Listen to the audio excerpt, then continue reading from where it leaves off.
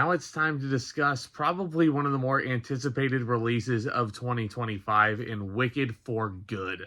And if you are a theater kid, this is basically like the equivalent of Avengers Endgame in terms of the hype. And yes, this t-shirt I'm wearing is sparkly. Thank you for noticing. So this is the follow-up to the extremely influential predecessor from last year. And we follow Elphaba, once again played by Cynthia Erivo, now the Wicked Witch of the West, who is in exile. And Glinda, played by Ariana Grande once again, who has become the wizard's spokesperson. And the two are now estranged, so they must confront the consequences of their choices as they face their true destinies. And as Elphaba fights for the rights of Oz's animals and tries to expose the wizard's corruption, Glinda uses her public image to reassure the masses, even as she's haunted by the separation from her best friend. And yes, this is basically Act 2 of the Broadway musical with a couple of extensions, a couple of new songs also composed by Stephen Schwartz that were added. So yes, it does bring the Wicked story to a close, and it also ties into the original Wizard of Oz. And those tie-ins, honestly, I think are what going to make or break Wicked for Good for a lot of people. Because I'll be honest, for me, whenever I think of the Wicked Broadway musical, Act 2 tended to be weaker for me. And it's not necessarily because of the Wizard of Oz tie-ins. I personally think they're very clever. But here's the deal. You either love those tie-ins, or you think it's some poorly written fan fiction that takes place in Frank Baum's world. And you know, the mixed reviews that are starting to come out for Good, I think that just kind of confirms how I feel about Act 2. Because I honestly didn't know how the public was going to react to certain things that would happen as the story concludes. And the fates that certain characters meet and what they would become and turn into. I, for one, like the tie-ins. I'm not going to sugarcoat it. I think it's really fun what they do with the story. Now, can it come off a little jumbled for a general audience? Can it not make sense on a first viewing for some people? Of course.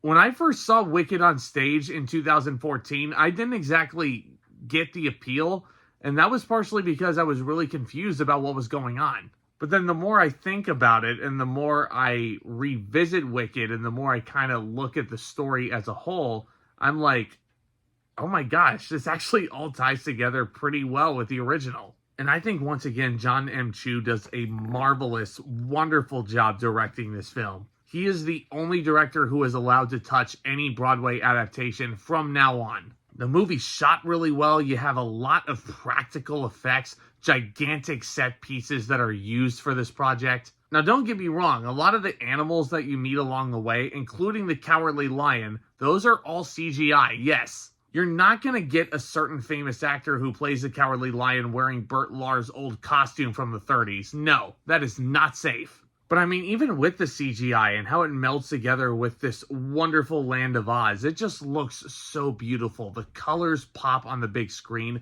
Try and see this in IMAX if you can. That would be an optimal viewing experience because the musical numbers also just sear through the entire auditorium. It just sends chills up and down my spine, especially when Cynthia Erivo is singing. Which brings me to the performances. Erivo herself is a phenomenal Elphaba, and I said that last year, and she was nominated for an Oscar for her performance in Wicked, and I think she might go 2 for 2 on the nominations. She was that great.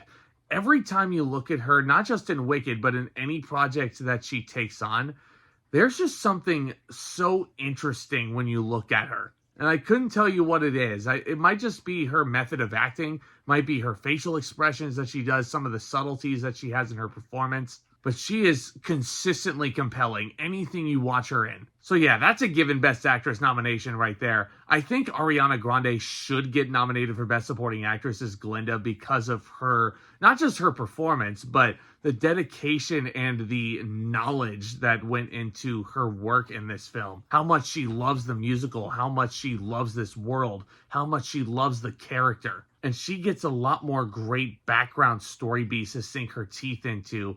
And it kind of parallels what we saw with Elphaba's childhood background as well. Really, really neat what they do to extend the world beyond.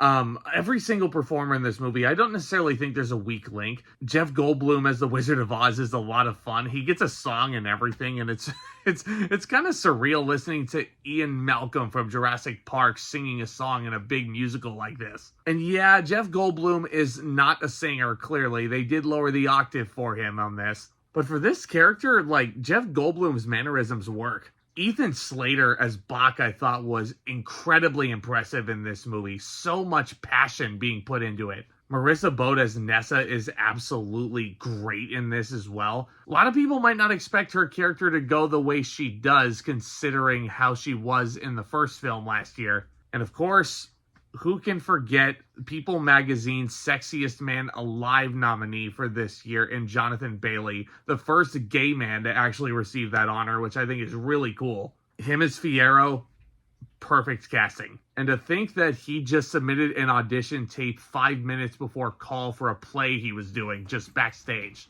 To think that was how he landed this role.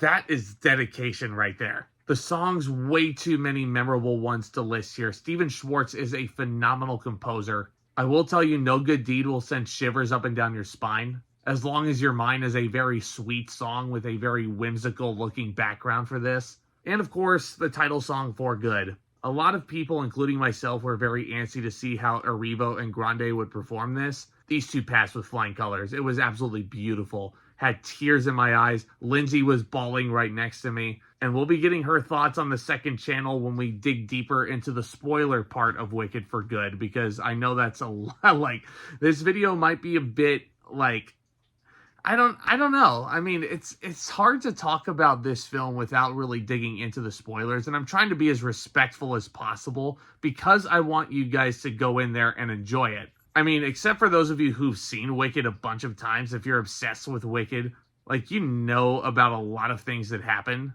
But if you've never seen it, if you've stumbled across this video and you are not familiar with Wicked at all, unless you saw the first movie and you wanted to see how the story wrapped up, I want to be as respectful to those people as possible. Because if I'm really nitpicking, like, the only real things I can really think of are that for a casual viewer, the tie-ins to the original story might seem a bit confusing at first. This is definitely going to be one of those movies, especially in a double feature world with the first Wicked film. Like, it's going to require multiple viewings, guys.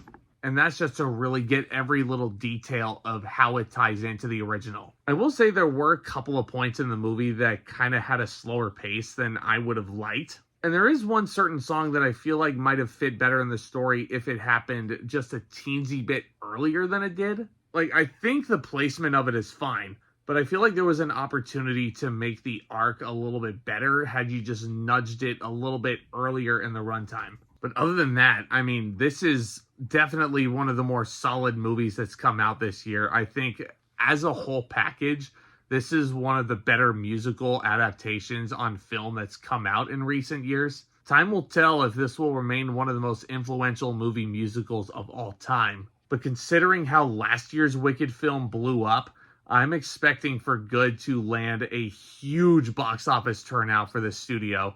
I'm expecting big Oscar nominations, maybe even for Best Picture on this one. Jon M should get a nomination for Best Director. Erivo and Grande absolutely should get nominated. It's dark, it's emotional, it's bright, it's colorful, it's wonderful. It's everything you want in a big spectacle movie like this. I'm going to give Wicked for Good an A-.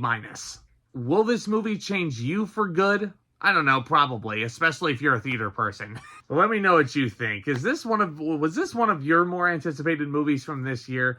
Do you like Act 2 more than Act 1? Did you appreciate the original Wizard of Oz tie-ins? I love getting in front of this camera and talking all things cinema with you guys. Hit that subscribe button if you're new and tap on that thumbs up as well, if you please. Thank you so much again for your continued support of the content, my friends. Y'all are the best. And with all that being said, Back Talk, commence.